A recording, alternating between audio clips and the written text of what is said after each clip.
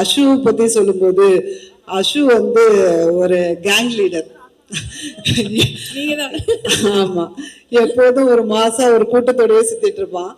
அப்போ வந்து அஷு கொஞ்சம் படியண்டா அப்படின்னு சொன்னா அவன் சொல்லுவான், இல்ல +1 +2 மட்டும் தான் எங்க அம்மா அப்பா நல்லா படிக்க சொன்னாங்க, அதுக்கப்புறம் காலேஜ்ல ஜாலியா இருக்க சொன்னாங்க. இப்ப என்ன நீங்க படிக்கணும்னு சொல்றீங்க, எனக்கு கம்ப்ளீட்டா மைண்ட் செட்டே டிஃப்ரெண்ட் ஒன் அப்படின்னு சொல்லியிருந்தான். பிரதீப்பை பொறுத்த வரைக்கும் he's a very techie guy. Actually he says class ஆரம்பிச்சோடனே 64 கெட் அவுட்லாம் சொன்னது கிடையாது.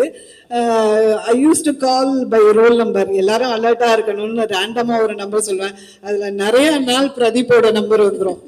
That is how 64 is. And then other college daysல, அப்புறம் காலேஜ் டேஸ்ல வந்து as both of them they were chasing towards their dreams. அஷுவும் வந்து ஜாலியா வெளியில இருந்தாலும் அவன் வந்து அப்பையிலேருந்து ஷார்ட் ஃபிலிம்ஸ் நிறைய எடுத்துட்டு இருப்பான். அவன் கிளாஸ்மேட்ஸை வச்சு நிறைய ஷார்ட் ஃபிலிம்ஸ் அப்படியே ரிலீஸ் பண்ணிட்டு இருப்பான். அஸ்வத், அஸ்வத் நிறைய ஷார்ட் ஃபிலிம்ஸ் எடுத்துட்டு இருப்பான். அதே மாதிரி பிரதீப் வந்து அமைதியா சைலண்டா நிறைய குறும்புகள் பண்ணுவான்.